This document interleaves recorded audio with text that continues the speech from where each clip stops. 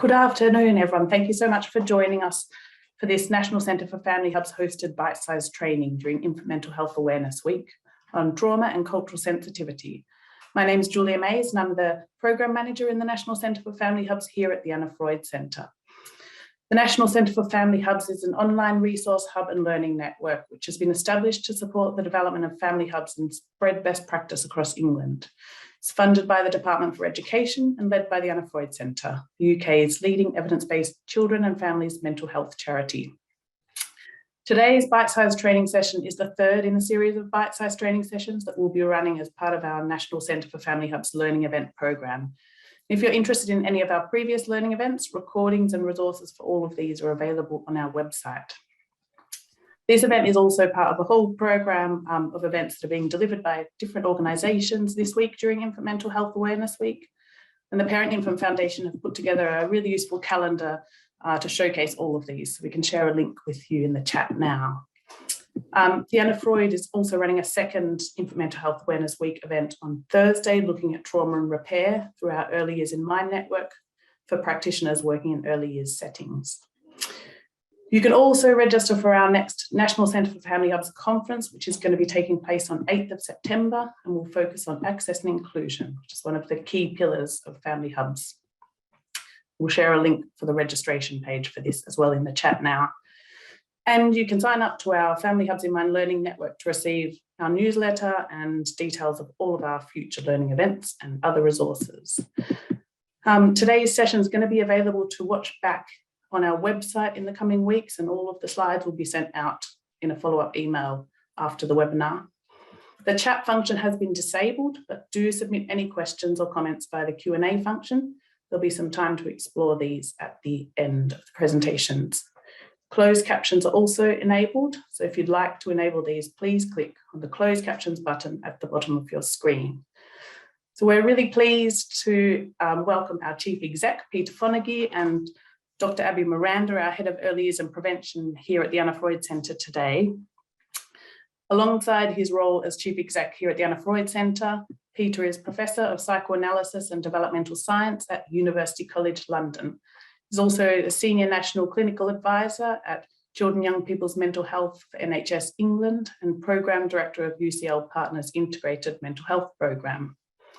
Abby is an educational child psychologist by background who specialises in the early years. And she's recently joined the Centre from local authority where she's been managing early years special needs services and providing support at schools, nurseries and children's centres.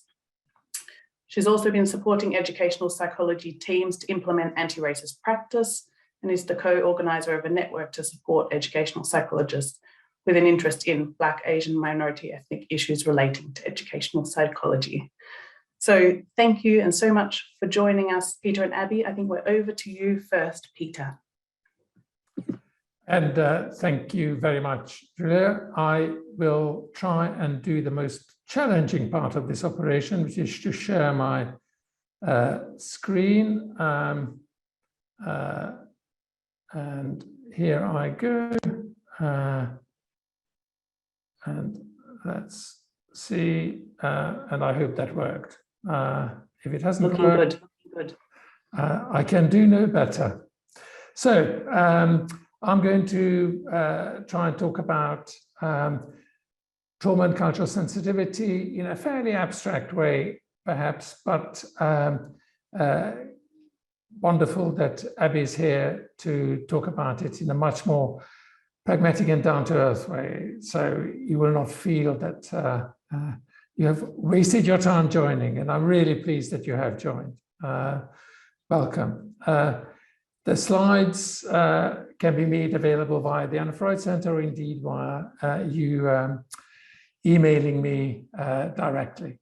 Let me first of all start something really that everybody knows. And we know that mental health problems in children and young people vary according to different societies. That's Tom Ackenbach's measure that has been used in a large number of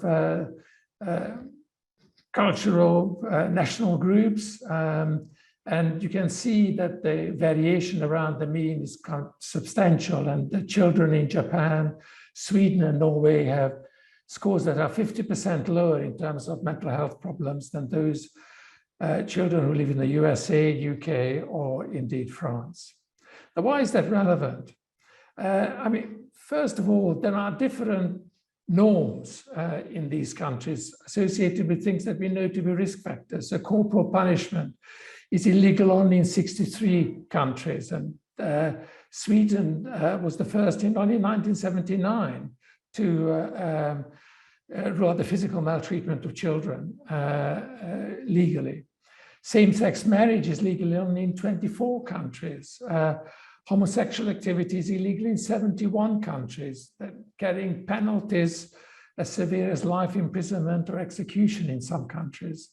And we have to recognize that laws, public health and mental health policies, educational policies are instantiations of a group's beliefs. Now that's maybe not news to any of us, but what I think we have to also recognize is that more than 3% of the world's population now lives in a different country from their country of birth. And international migrants comprise something like 14% of the population in high-income countries. And I can say I'm a member of this group. I'm an international migrant. Came here some years ago, but at the age of 15. So there are challenges that face attachment theory and research from this cultural perspective, from the perspective of differences between cultures. And it was perhaps a anthropologist, Helen Keller, who was most vocal in pointing out that the premises of attachment are based on childcare models that characterize us, Western middle class, families with formal education, late first parenthood, few children in the family, a nuclear two-generation households. But actually, we represent, as Western middle class, only 5% of the world's population. Criticisms of attachment theory are not new. Psychoanalysis has criticized attachment theory for a whole range of reasons, including its mechanistic approach, its reductionism, and absence of a proper theory. But actually, I've never been particularly bothered by it. Anthropology, by contrast, criticized attachment theory because it's culturally blind, it's socially oblivious, it misses different family configurations, such as alloparenting, the number of parents look after a child. And empirically, it's based on weird people, where weird is Western, educated, industrialized, rich, and democratic. Now, what about these weird people? These weird people are different in critical ways. They're different even in how they perceive things and how they think about things. So weird people are analytical. They don't do holistic thinking. They are dispositional. They make what's called the fundamental attribution error. So they ascribe causation to a person as opposed to the context that they are in. They have attention to their foreground, to what's closest to them, and central actors rather than the background, what those actors are, environment they are moving in. They have field independence, that they see isolated objects as separate from their backgrounds, and they have overconfidence in their own valued abilities. And just ask any group of British people to say, if they are as good a driver as average, better driver than average, or worse driver than average. And I can guarantee you that the vast majority will say they are better than average drivers, which is arithmetically an impossibility. So but let me just demonstrate this with a simple test for you. Here is a sentence that I would like you in your imagination to complete. I am.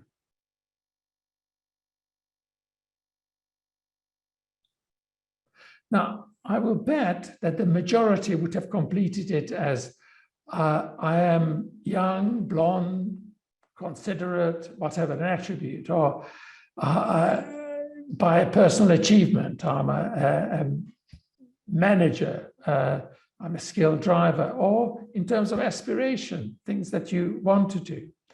But far fewer of you would have completed this in terms of a relationship. I'm a father, a mother, a daughter. I'm responsible for, I'm a member of the Arsenal Supporters Club. That I'm not wishing any of you to be in that particular group at the moment. Anyway, moving on. I want to kind of draw attention to this because not all countries are populated by individuals who would complete that sentence like that. So in rural Kenya, 80% would have completed it in terms of their relation to someone else, and only 10% in terms of their own attributes or achievements. In the Cook Islands, in rural villages, 60% would state their identity in social relational terms, and only 20% would state it in those terms once they have been acculturated into a New Zealand environment, which is very rapid because New Zealanders are, only behind that by about 3%. So there's something about our European culture that prioritizes personal attributes, prioritizes achievements, aspirations, personality, not roles, not responsibilities, not relationships. So it's an individualistic culture. But why does that matter? Well, who is our knowledge of early development based on? It's based on the weird world, which represent 12% of the global population. 88% live in a different world, more like Kenya, more like the Cook Islands. The data that we work with, however, comes largely from this unrepresentative part of the globe. 96% of subjects in psychological samples come from 12% of the world's population. Research participants, even in developmental studies, 92% come from the weird Western world. Why? If you're a randomly selected American undergraduate, you're 4,000 times more likely to be part of a research project than anyone else who's born outside of the West. But it's particularly relevant for what we're talking about today, being culturally sensitive in relation to the early development of a child. Because there is a cultural specificity to Western ways of bringing up children in the early years. So the child is in face-to-face interaction with prototypically with the mother. The infant's view in that interaction is paramount, and verbal and vocal exchanges of a kind of serve and return nature dominate the interaction. But most importantly, that interaction is based on the child learning about themselves from the caretaker, from the caregiver, from the mother, from the parent. And only secondarily do they learn about others, because they are the focus of this face-to-face interaction. Beyond the weird world, it is actually the environment that's the focus. Caregiving is still proximal, but the infant is facing outward, seeing the world as others see it, supported to take the perspective of others. The caregiver is there to instruct, to guide, to direct the infant as an apprentice, to learn about the world first and foremost, and only secondarily about themselves. But attachment, secure attachment, which is based on sensitive caregiving, makes only limited sense in an evolutionary context. Because if you are really worried about what happens in the environment outside of you, turning this unique way towards your infant is something that is perhaps not terribly adaptive. Alertness to the outside world is more likely to ensure that you survive. And these slides take hours to prepare, so just appreciate it. Moving on,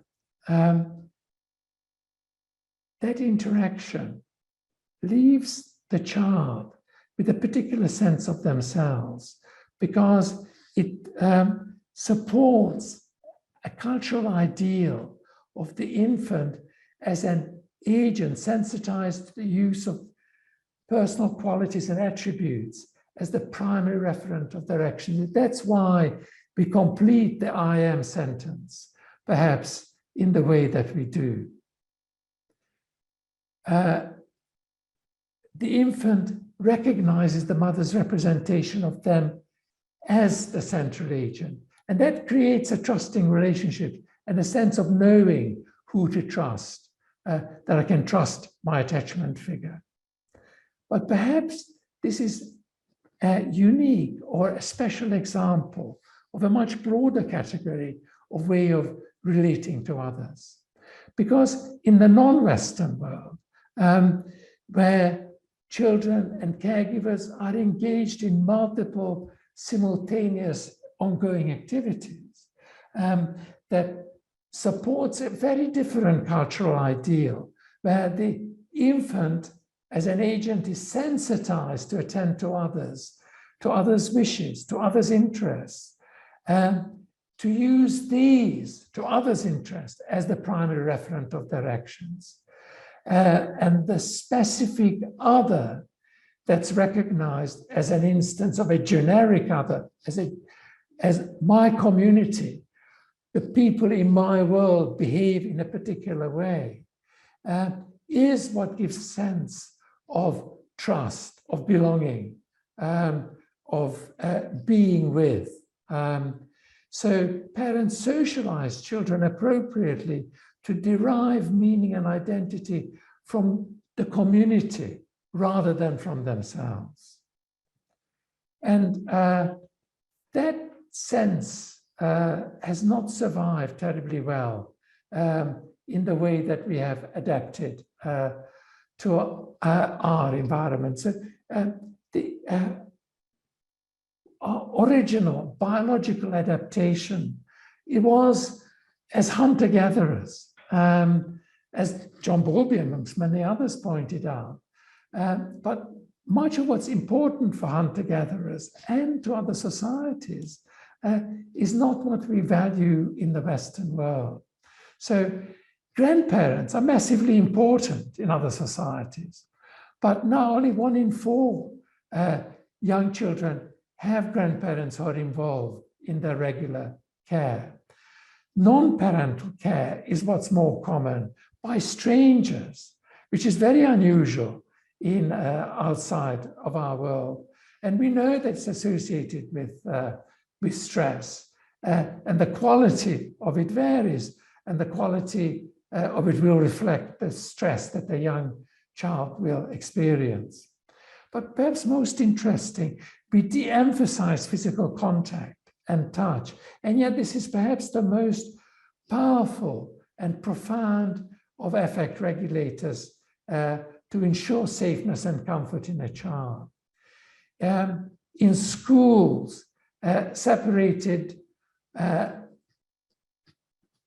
children sit at independent and individual desks for long periods in a sea of strangers, and teachers are not only not allowed to physically touch them, but that are probably held responsible for violations of certain regulations if they do. So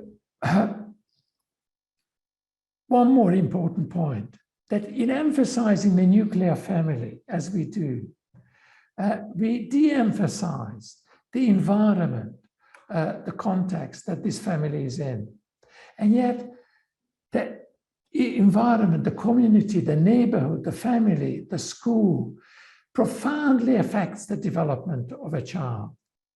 But we, by overemphasizing the dyadic relationship, we underemphasize the influence of these. And what we need is a kind of Copernican revolution, where we show that the family is not a closed system, but it is something that has a place in the community. Now, if I can just put this in the context of attachment theory, and I will, these will be my last points and last slide. So am I saying that there is nothing universal? No, I'm not saying there's nothing universal, but I'm saying that the way we normally consider attachment, which is in terms of dyadic sensitivity, may not be the last word on the subject. That attachment crosses cultures, and attachment is not equal to sensitivity of caregiving. That an infant is exposed to threat that causes a rupture in their relationship with the outside world and leads to fear that activates the attachment system, and that leads to proximity seeking. And through that proximity and sensitive responding to the distress, affect is downregulated. And that's what creates the bonding, the mentalizing, the epistemic trust that is so critical to healthy growth. But importantly, it is from the repair of the rupture. It is from meeting the child's distress appropriately, not by being there necessarily all the time for the child in a sensitive way, that attachment bonds form, that attachment bonds form by the repair of rupture that are caused by kind of micro trauma that the child experiences. So that puts a little frame for us around parenting. That parenting that is most sensitive is not necessarily the best parenting. That warmth and control are both important across cultures, but parenting is multidimensional and rests in a set of dimension that defined by a universal need to feel loved and accepted, and to feel that people behave towards you in that way, and that you are also in an environment that's controlled so that you can control yourself. And there's plenty of evidence for this, but I won't bother going into that. Feeling accepted leads to better adjustment, and that feeling rejected across cultures, across 31 countries, leads to maladjustment. But that's shown differently. In Western cultures, parents demonstrate warmth principally by hugging, by kissing, by saying things like, I love you, and follow their infants' lead by responding to the cues that the infant is given, as I suggested earlier. But for example, in Asian cultures, parents demonstrate warmth by taking care of their children's educational needs, by providing instrumental support, directing the infant's attention to activities that help them to understand the wants and the needs that others have of them. But also, in all these cultures, rules and limits are set to manage the child, and high control cultures are better for children. They generate authoritative parenting as long as they're associated with high warmth. If there's low warmth, the parenting is authoritarian, and that's less good. But low control culture, low control parenting, which is perhaps is permissive, that's sometimes valued by some weird Western educated, industrial, rich and democratic parents, is actually bad for the child, almost in the same way as neglecting parenting is. But that's in the context of being normative. Children are incredibly sensitive to their being treated in the same way as people around them. So feeling treated in a normative way, in the way other children are treated, that their parents behave towards them as other parents behave, is something that children notice. Children also notice when trauma disrupts their attachment across cultures, because when they're exposed to maltreatment and they feel the rupture of their connection with the environment, they feel fear, and their activation of the attachment system occurs, and they seek proximity. But the proximity seeking is to neglecting or even abusive figures. And that leads to the kind of troubling interactions that create further adverse emotional experience and lead to further fear, further attachment activation, further intervention. And in this kind of cycle, that bond is not normally formed. There is mistrust, there is hypervigilance, and also unrepaired rupture that leads to the hyperactivation of the attachment system. So finally, in summary, there are universal aspects of early parenting, and there are many similarities.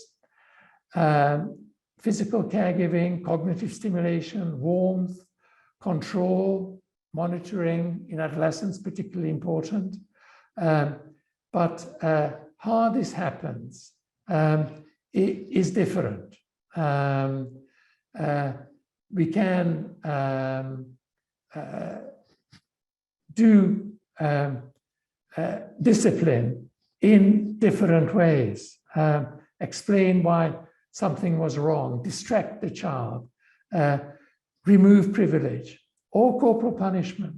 But some, of course, will not repair the rupture.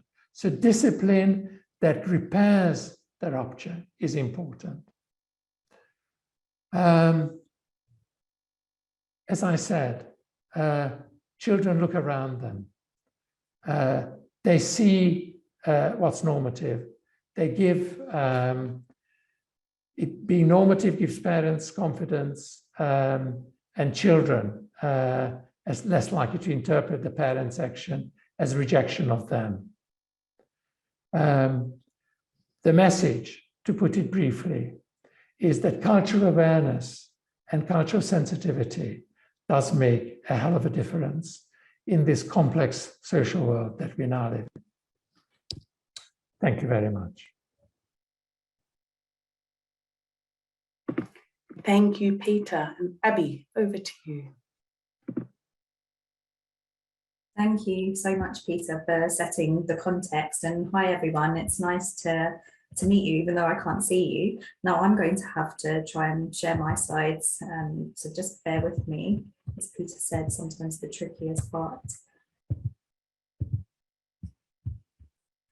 And what I was hoping to do as part of my kind of chunk of the session is to give an overview of intergenerational trauma. And why am I thinking about intergenerational trauma in relation to what Peter has just talked about? Really to think about the fact that, you know, often in cultures there are legacies of trauma that people bring with them. So people who come to your family hubs or to your organisations, they will carry a history with them. And sometimes it can be kind of easy to think, oh, these things happened a long time ago, so they're not going to have any impact on the current day. And we'll talk about how that can sometimes not be the case. To think about some similarities and differences in child rearing practices on the back of what Peter has already talked about as well. And to really think about evidence, practice-based evidence. And I put it this way rather than evidence-based practices, because when you're working in a different cultural context, there are different ways, I suppose, of accessing the evidence base, and there might not be the ones that we are primarily presented with in terms of the research reports that get circulated to us. And it's a key aspect really of family hubs to think about the evidence base, but also what works. So I think this is a key question that some of you might have on this. So firstly, thinking about how trauma might have impacted different cultures. And I think starting here is to think about the different types of trauma. So there can be acute trauma, which is, we think about more of a single incident that might have happened that has impacted the parent and child. And thinking about, you know, trauma that's more ongoing as well. And we can think about abuse and neglect. And then complex trauma might be lots of different incidents that have impacted the family. And so to really start with the present, I put some information in here about the racial weathering hypothesis. And there's work that's come about that shows that the impact of racism, it does have a traumatic impact on the person who is experiencing it. And that kind of trauma can have an impact on people's health and overall well-being, both mentally and physically as well. And if we think about parenting, we can think about how, you know, there's so many stresses when you become a parent. You're thinking about, you know, your general pregnancy and your well-being and what you want to do with your child, and all the different advice and information you're getting from lots of different people. But if you think about the additional stresses that would come, as for example, people who are racialized as Black would experience, women who go to midwife appointments might hear statistics around being 5 times more likely to die during childbirth. And thinking about how that harks back to historical racist medical practices that have stemmed from, you know, false beliefs there, and how that impacts on the present day statistics. It's a stark reminder for people that systemic racism exists. And then we can think about families, for example, who've experienced war and conflict in their home countries.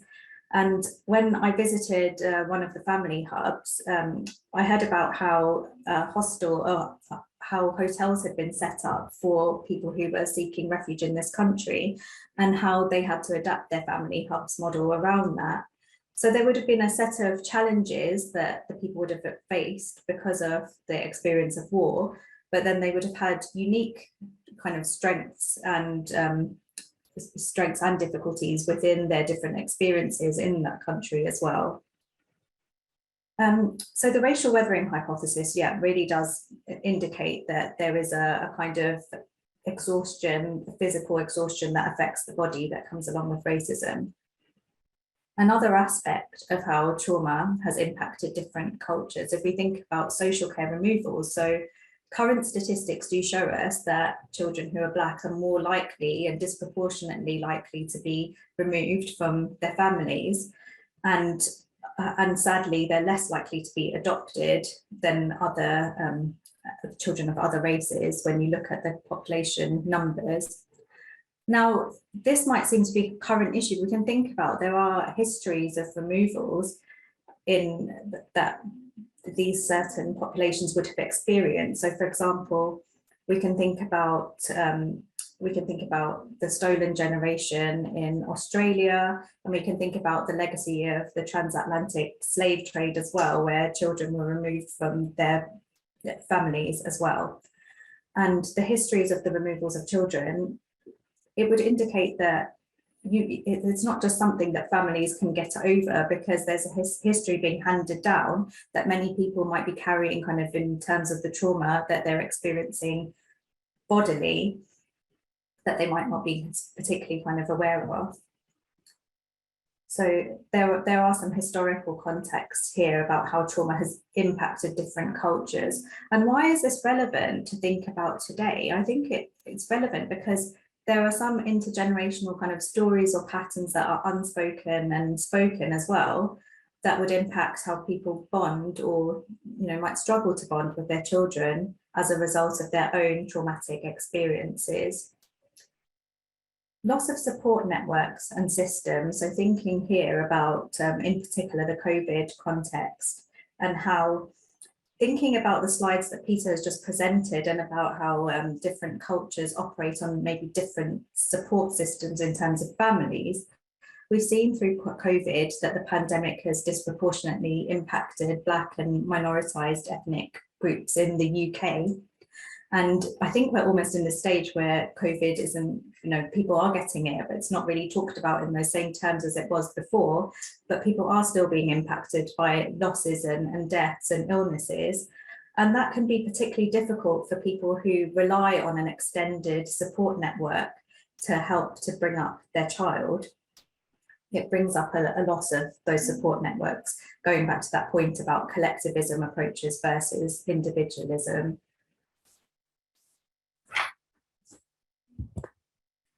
Now, thinking about differences in child rearing practices across the globe, so Peter's just covered some of it, but I was wanting to focus on something that I suppose something that we can kind of focus on within family hubs, because there are so many different and conflicting factors at the moment, like the cost of living crisis. There's so much that might seem out of our control in terms of what we can support our families with.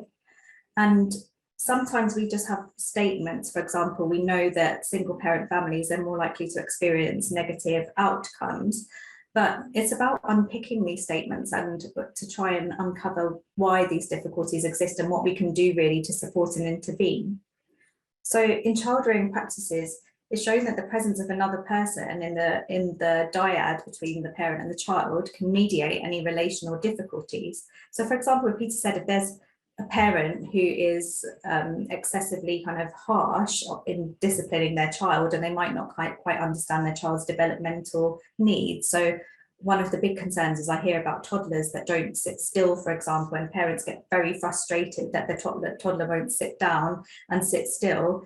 And that could be due to a kind of lack of understanding or misunderstanding about the child's developmental stage and where they're at. But it could also be due to cultural factors and to do with safety that I'll go on to talk about. But the presence of having another person in that relationship can really help to mediate those difficulties in the parent-child relationship. So in many non-Western societies, the child is raised by a network of people, and they can help, the other people there can help with this mediation. So the other people in the network can intervene if they see the parent is disciplining the child too harshly, for example. So I suppose the key message here to think about is that when we work with families, I'm sure a lot of you are already doing this already, but we're thinking about who their support system is. And sometimes that means asking questions, not just about kind of who lives at home or, you know, about the mom and the dad and grandparents. It's just about asking about who the most important people are. It could be a neighbour that provides support. It could be an extended a family friend. So thinking more broadly than the nuclear family, to identify who are the parents drawing upon for a source of support in bringing up their child. And it can also identify parents who are socially isolated, which we know is a risk factor for experiencing mental health difficulties. Thinking about interpreting research. So I put here focus on the mother, and when I met Professor Fonagy as I joined the centre a few months ago, I explained to him that I started my training as an educational and child psychologist when my daughter was very young. She was 3 months old, and going to attend lectures had been particularly difficult because I was listening to these lectures around attachment theory, and lots of the slides were focusing on the mother-child relationship, and huge amounts of mum guilt there, knowing that I wasn't with my child at that time and she was in such a crucial period of brain development. But that, I suppose, led me to do some more research on this and to find out about how this works in different cultures, where it's not just a kind of two-parent family who are involved with the child rearing. And I think that thinking about this, and our language is really important here, and how we convey messages to the people that we work with, our families that we support, because there's a history of mothers being held accountable for any issues that a child might encounter. We can think about you know, the refrigerator parenting model in the identification of autism spectrum disorders, for example. And more recently, if we take Prince Louis and the Queen's, the Jubilee coverage, and how it was very much focused on his relationship with his mother, but he does actually have another parent and a support network around him as well. So I found that quite interesting to observe, and to think about how we can kind of sometimes directly and indirectly place the weight of responsibility on one particular parent, typically the mother. And this pressure could be a stressor, particularly for people who are vulnerable to mental health difficulties already. Now, another area of research relating to attachment theory is the idea that children who are securely attached will show distress when they're separated from their primary caregiver. And in some cultures, we know that because children are supported by so many different people, they might not show that this same level of distress when they're separated from their primary caregiver. And it's important to think about how we interpret that, and to think about the fact that in some cultures, the child actually doesn't have the same kind of stress response when they're left with extended family or other people in their support network, because they are so used to it. And I was thinking about here the Development Matters guidance for those of you who work in the earliest foundation stage, and there's been guidance that has been updated quite recently.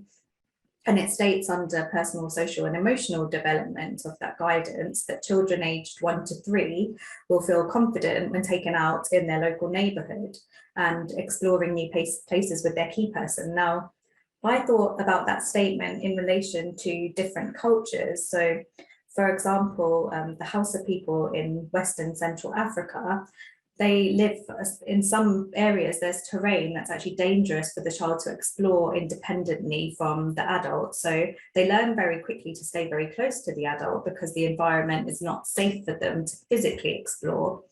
And it's important to think about then at how we'd interpret that child in different contexts. Might look like they're going through maladaptive development, but actually they're adopting a survival strategy that they've been taught from a very young age. And I think that links to Professor Fonagy's slide with the tiger and the spear, and how safety behaviours are adapted in different cultures. So it's how we interpret those safety behaviours and how we're curious when we're speaking to families about their experiences and how they might be raising their children depending on the environment in which they live. So what is universal across different cultures? So Peter just covered attachment theory, and we know that secure attachment is it's the main attachment classification globally. So lots of different cross-cultural studies have replicated this, that in kind of normative development and normative relationships, you'll get secure attachments, which is really positive.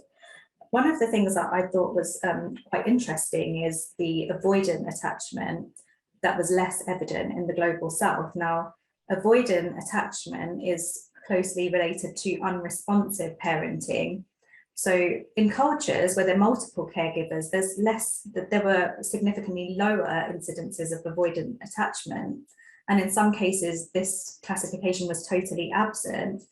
And it could look like children are indifferent to their parent and carer in one context, but actually what that means is that children get their needs met from lots of different people, so they don't have a chance to develop this, that there isn't unresponsive parenting because their needs are responded to in many ways. So one of the kind of common negative themes is that abuse and poverty are associated with lower rates of attachment security, and that cuts across different cultures. And I think this is an important point to consider, because thinking about my experience working with different families from different countries, two families can have very different circumstances socioeconomically, even though they come from the same country. So it's really important to unpick what their experience would have been like in their home country. And that there is this similarity here, that the stresses that come with struggling to kind of meet your basic needs do kind of lead to higher levels of abuse and then lower levels of attachment security, and that is common.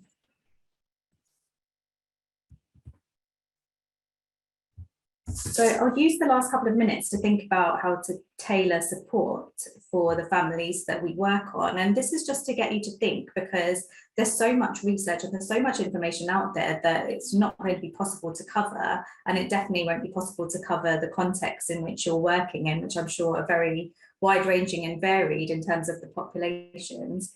So firstly, I was thinking about reflecting on dominant narratives, and one that I've heard quite commonly is that around cultural stigma around mental health. And I think that we have to try and unpick that statement, and possibly by taking a cultural humility stance and being curious about what that means for different people. So, for example, there are some belief systems we know, and these are only a couple that I'll touch on. I'm sure there's definitely more reasons than this, but one of the belief systems is around the idea of collectivism versus individualism, and how in some cultures the idea of depression, it might seem kind of indulgent because the idea within the culture is to put the needs of the family or the wider community above your own, and that's quite a common way of thinking. But some of the more recent research has shown that, say, for example, a person who's born in an African country who migrates to America, and a person of Black African heritage who lives in America and was born in America, might both have empathetic responses about mental health, but the differences might lie in being reluctant or resistant to receiving treatment because of skepticism about the treatment that could be provided there. So I suppose, putting it simply, a lot of the families that we work with, they might be aware of mental health as well, but they might have a fear of what it means to access support. And it's important to acknowledge that this doesn't come from nowhere. So there have been historical instances where people have been punished for seeking help, and or the person has been kind of stuck within a system. So it's important to unpick where these kind of narratives are coming from. So over time, in terms of evidence, we've embraced lots of approaches to mental health that have come from different cultural approaches. So, for example, mindfulness is one of those approaches. And we know that different cultures don't have equal access to their research being kind of published in the mainstream ways we'd expect them to be, which means there's a whole wealth of evidence out there that isn't kind of documented in terms of our gold standards of research. And I think since the murder of George Floyd, many of us have heard a lot about the importance of kind of thinking about ourselves and reflecting on our own kind of anti-racist stance, which is really important because it's hard to find information out there and look and research. It takes a lot of time and it's not always easily accessible. But the family hubs model is particularly good because local authorities and different areas can develop their own logic models to evaluate different approaches for evidence-based practice. And just to quickly touch on a few, there are things like music therapy, and that's something that's come up with a lot of families that I work with, that they find it very therapeutic. So it's to find out about what works for the family and to try and work backwards and to find out what the evidence, how that works for your families in your local areas and local contexts. Thank you. That is, stop sharing. Thank you so much, Abby and Peter, if I could welcome you back. Thank you both, really fascinating. And we've had a few questions starting to come through. And I wondered if I could go to you first, Abby, with this one. It sort of picks up on something you were talking about in your presentation. And someone has asked, should we be assessing the attachment style of parents based on their cultural background? That's a really good question. I think it links to something that Peter said as well about thinking about the kind of traditional attachment classifications. And I wonder what the person means by kind of assess, but I do think it's really important to take into consideration the cultural context in which the child is being brought up, and to think about that more broadly than the kind of two-parent family, I suppose, or like the very immediate caregivers as well. Peter, did you have any thoughts on that? Yeah, I agree with Abby completely, but the universal, as I was saying, is how they deal with when the child is upset, not how they deal. And sometimes in the West, we make the mistake of, there's a sensitive mom.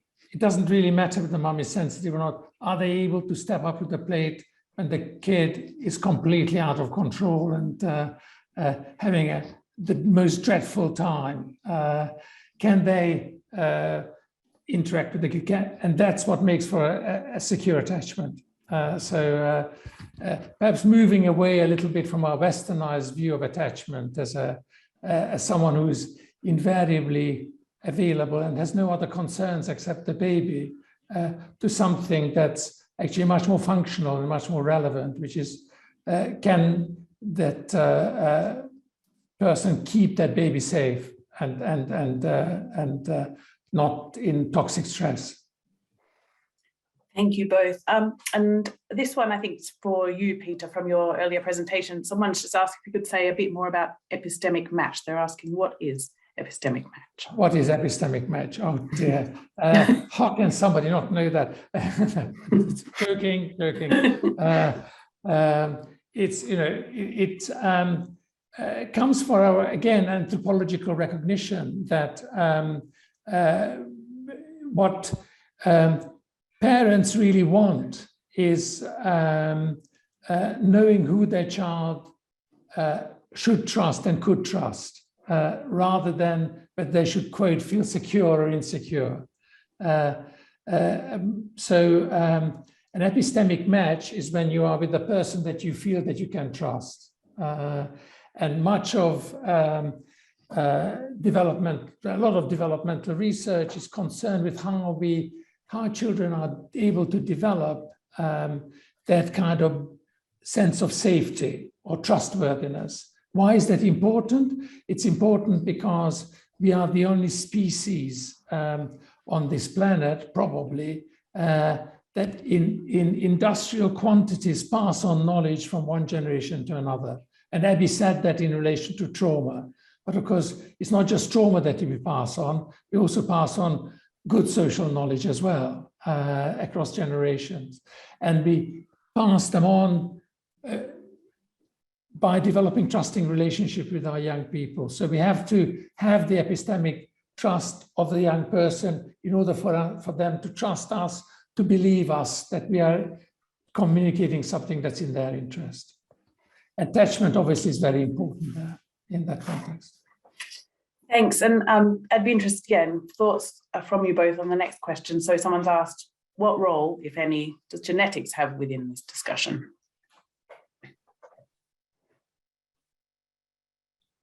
Who wants to jump in first? It's Abby's turn. Your turn, Abby. That's fine. So genetics in the discussion, I think that this has been such a hotly debated topic. Whether things are nature and nurture, and I think that I'm right in thinking Peter has way more information on this and knowledge than me, but that your environment very much shapes you and your genetics as well. And we know, I think, from more recent research that your genetic kind of can actually change in response to your environment as well, and it's not necessarily fixed. So I think it plays a part, but I feel like the environmental factors play such a large part. And this reminds me of a conversation that Peter and I had about how the best quality kind of caregiving experience can really mediate kind of real kind of difficulties. And Peter, maybe you can speak about that a little bit more. Yeah, I mean, that environment is needed in terms of, say, parenting environment or community environment is needed when the child is most challenged by the genes that fate has dealt them one way or another. So we know, for example, that you can overcome genetic predisposition or vulnerabilities by having the right kind of the most adaptive kind of environment in relation to that. But these are such gross questions, and Abby was saying, it's so difficult. And what I can tell you, which may be relevant, is that in early attachment, we did the study with Pascal Fieron and Marinus von Eisenthorn and others.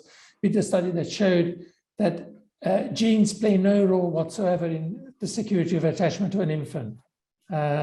Because when you compare monozygotic or dizygotic twins, the likelihood of them being concordant to being the same in terms of attachment classification is the same. So you're not more likely to be secure because you have certain genes.